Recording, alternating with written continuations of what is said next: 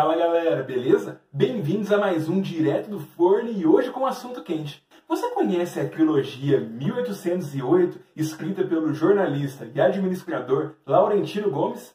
Esses livros se tornaram um grande sucesso no Brasil nos últimos anos, vendendo quase 2 milhões de cópias a trilogia inteira, e alçando ao Laurentino um status de intelectual sobre história, sendo convidado para palestras e participação na mídia. Porém, ao mesmo tempo que teve estrondoso sucesso, essas obras também foram muito escrutinadas pelo público dos historiadores. E é justamente por isso que eu estou fazendo esse vídeo hoje. Afinal de contas, vale a pena se ler a trilogia 1808? Mas antes de seguir, já sabe, deixa aí o gostei no vídeo, se inscreve no canal e se curtiu, compartilha com os amigos. E galera, graças a vocês conseguimos os 1000 inscritos. Para recompensar, eu estou fazendo o sorteio do livro Direita e Esquerda do Norberto Bobbio. O link do vídeo que eu explico o sorteio, explico como acontece e também faço um monte de agradecimentos, está aqui na descrição, junto também das minhas redes sociais. Lembrando que no Instagram eu estou fazendo posts diários, tanto como em forma de coluna, quanto fazendo vídeos complementando os vídeos da semana. Segue lá. Mas chega de papo furado, vamos logo para o vídeo. O primeiro livro da coleção, 1808, foi feito para ser lançado no bicentenário da vinda da família real portuguesa para o Brasil. O Laurentino fez um grande trabalho, segundo ele, de pesquisa jornalística para entregar essa obra e também maximizar a atenção e as vendas.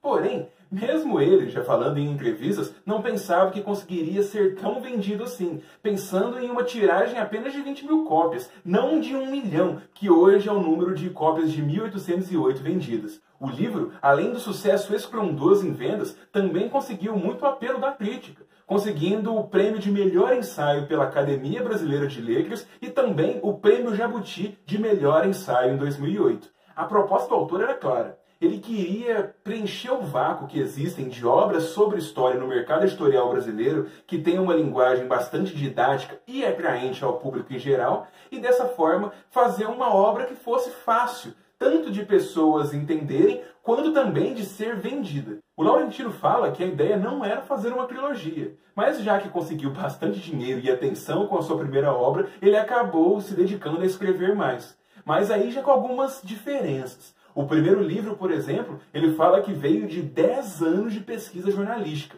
enquanto, no segundo livro, ele acabou fazendo uma obra no espaço de mais ou menos 7 meses, um pouco mais estendido quando ele lança o 1889.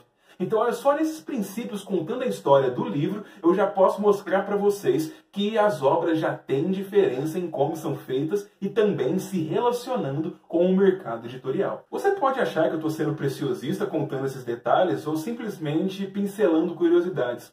Mas a verdade é que eu estou tentando fazer uma ligeiríssima análise pegando a contribuição do historiador Roger Chartier, um dos maiores nomes que a gente tem mundialmente sobre a história da leitura. Chartier, assim como vários outros escritores sobre isso, vai analisar o livro como um objeto, uma fonte que merece muita atenção, e não apenas como uma obra que basta você tentar entender o pensamento do autor, que já não é tarefa fácil, que você vai conseguir extrair tudo. A história da leitura também se mistura com a história do livro. E o livro envolve edição, envolve tipo de papel, envolve mercado, envolve marketing, envolve capa, prefácio, envolve quem vai ler, envolve como o mercado editorial responde àquela obra, envolve ao que o editor vai querer cortar, vai aumentar, vai suprimir. Então o livro, muito mais do que uma extensão do pensamento do autor, na verdade, uma fonte muito rica para a gente entender muito mais do que mera ideia. Entender todo um processo industrial de pensamento e de campanha capitalista. E isso é bem válido de dizer, porque por muito tempo existiu um grande distanciamento entre obras de cunho mais científico, explorando certa divulgação, e o mercado editorial voltado para a sociedade em massa.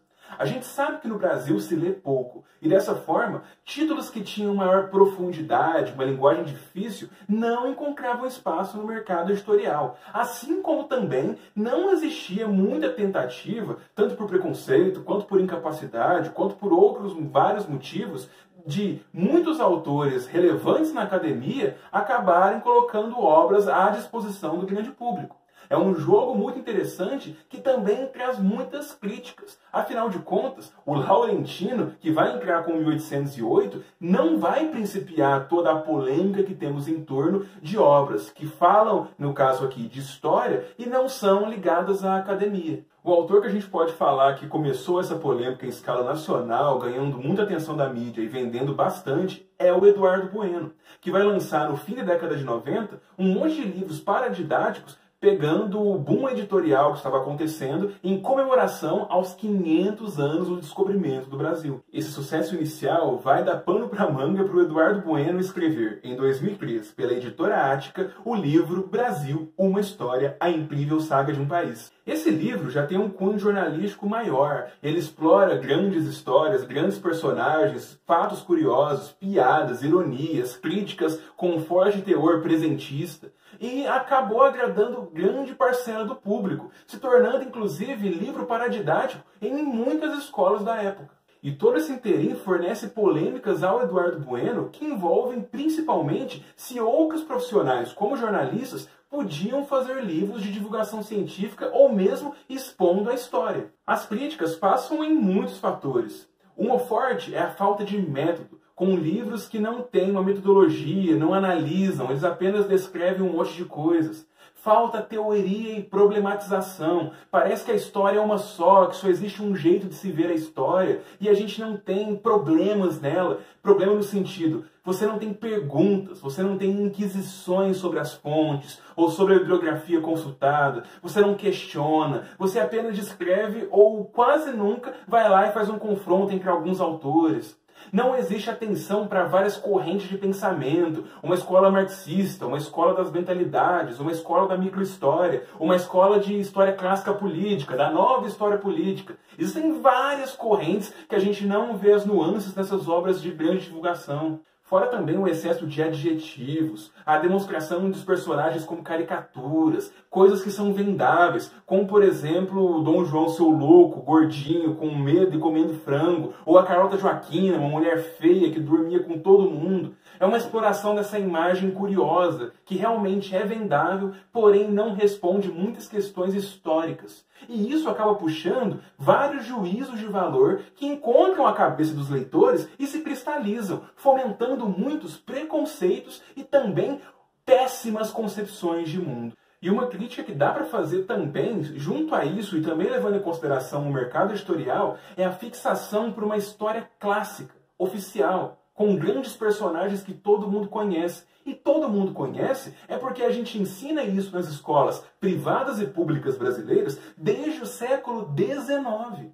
É muito curioso a gente ver isso, porque é aquela coisa, se você publicar um livro analisando a história do trabalho, ou você publicar um livro analisando o papel das minorias no século XIX no Rio de Janeiro, ou fazendo um monte de demonstrações que também são história e têm o mesmo valor que a história de um grande processo, uma grande batalha, um grande personagem, não vai vender.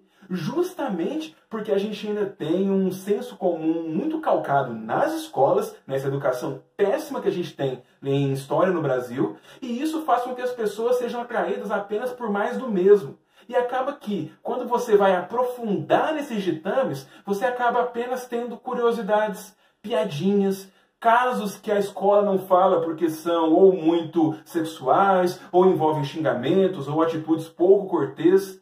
Então a gente tem que analisar que, infelizmente, esse mercado editorial de livros de história, que também tem esse teor jornalístico, acaba tendo encontro com uma mente já calcada por falsas impressões que nós aprendemos com os professores. Essas críticas acabam passando por vários jornalistas que escrevem sobre história. Mas será que o Laurentino Gomes está nesse meio também e faz uma divulgação da história do Brasil de uma forma bem ruim? A proposta do Laurentino não é ser uma obra historiográfica. Ele não está interessado em fazer algo de realmente cunho problematizador, com teoria, com correntes. O que ele está querendo fazer é um livro de iniciação rápida ao assunto, contando uma passagem da história do Brasil e também várias curiosidades e umas certas profundidades no que ele vê, no caso, para explicar esse momento interessante que, no seu primeiro livro, é 1808. Então, primeiramente, antes de qualquer coisa, a gente tem que entender sim a proposta do autor. Ele é um jornalista e está querendo fazer quase uma reportagem, não uma obra historiográfica. Por mais que ele sempre tenha preocupação de, nos agradecimentos, na introdução e nas referências, colocar que alguns historiadores ajudaram ele, que ele leu bastante, mas, porém, ele não tem essa preocupação historiográfica, mas sim jornalística. E como um jornalista querendo vender uma história, ele vai ter atenção, inclusive, na estética. Eu não tenho 1808, mas por isso eu pegaria o 1822 para expor alguns pontos, como, por exemplo, o Laurentino ele tem uma preocupação bem grande, e imagino que isso seja muito debatido entre o próprio editor dele, a editora, o pessoal que trabalha no marketing, e ele construiu uma marca estética. No primeiro livro, ele já consolidou a ideia de ter o retratinho do principal personagem aqui, que aqui no caso é o Dom Pedro I, e no 1808 era o Dom João VI. Além disso, a gente tem a estética das letras douradas, garrafais, com o nome do autor aqui em cima, dando uma aparência bem bonita, que salta aos olhos. Além disso, o subtítulo, marca registrada dos livros do Laurentino, chamam a atenção também. Em 1808, a gente tinha um subtítulo muito interessante de como um príncipe medroso, uma rainha louca e uma corte corrupta vieram para o Brasil. Enquanto aqui em 22 a gente tem como um homem sábio, que era José Bonifácio, uma princesa triste, que era a imperatriz Leopoldina, e um escocês louco por dinheiro, que era o marinheiro Thomas Cochrane, ajudaram Dom Pedro a criar o Brasil, um país que tinha tudo para dar errado. Percebam a estética, percebam o marketing envolvido, isso tem que ser considerado também na proposta do autor. Já adianta muito do que a gente vai encontrar na obra. Isso aqui não é uma obra de cunho historiográfico, é uma obra jornalística. E tem que ser tratada como tal e também na sua proposta de criar uma história do Brasil. Criar não, relatar. E isso continua em 1889. Letras garrafais, não mais douradas, embora se ache edições que elas são assim, o mesmo retratinho do personagem principal, que como aqui é um livro que trata do golpe e proclamação da República, a gente tem o Deodoro da Fonseca, e o mesmo subtítulo, como um imperador cansado, um marechal vaidoso e um professor injustiçado contribuíram para o fim da monarquia e a proclamação da República no Brasil. Percebam, isso aqui é a mesma fórmula. Você vai lá, elenca personagens notoriamente conhecidos e vai colocar adjetivos que os descrevam. É uma estratégia boa de marketing para vender uma obra jornalística. A agradabilidade da obra, que começa na capa, se estende também na leitura didática e fácil. A estratégia do Laurentino, desde 1808, é estabelecer capítulos curtos que tenham como base alguma historinha, alguma curiosidade, algum processo maior e também várias pequenas biografias de personagens oficiais. Se em 1808 a gente vai ter atenção para pequenas biografias da Rainha Maria, a Louca, o Dom João VI, a Carlota Joaquina, alguns outros personagens menores, o processo da vinda da família real, Napoleão, assim como em 22 teremos Dom Pedro I, Leopoldina, Bonifácio, processo da independência, e em 89, Rui Barbosa, Dom Pedro II, o Marechal Deodoro da Fonseca, os episódios dos republicanos, alguns incidentes curiosos, tudo isso fazem os capítulos que são de leitura extremamente agradável para quem nem tem o hábito de ler. Essa trilogia é muito boa para se presentear. Não à toa, tanto 22 quanto 89 eu ganhei quando eu era adolescente porque eu gostava de história e meus parentes achavam que esses livros seriam de muito agrado meu. E de fato foram. Eu adorava esses livros quando eu era menor. Porém, nem tudo são flores. Eu acho que o Laurentino peca gigantescamente em abordar apenas grandes personagens e cristalizar essa história oficial que a gente tem, como eu disse, há 200 anos. A gente tem, sim, trabalhos jornalísticos melhores que conseguem, sim, abordar mais contexto, mais pequenas ações, mais construções de grandes processos que não apenas saem de decisões de grandes heróis ou grandes personagens. A independência do Brasil, por exemplo, não foi obra de Dom Pedro I, assim como não foi da vontade dele que aconteceu a separação do Brasil de Portugal. Da mesma forma que o Deodoro da Fonseca tem papel ínfimo na proclamação da República, se a gente não considerar também o grande imaginário republicano que, pasmem, estava também nas massas. O povo não assistiu bestializado, e eu já fiz até um vídeo sobre isso. Essa cristalização que o Laurentino faz acaba simbolizando também uma história muito defasada, antiquada, de noções muito ruins, que acabam também condenando a nossa própria visão do passado. As pessoas do Brasil não são conscientes que a história é feita inclusive delas e das milhões de microações e muitos imaginários que acontecem no Brasil.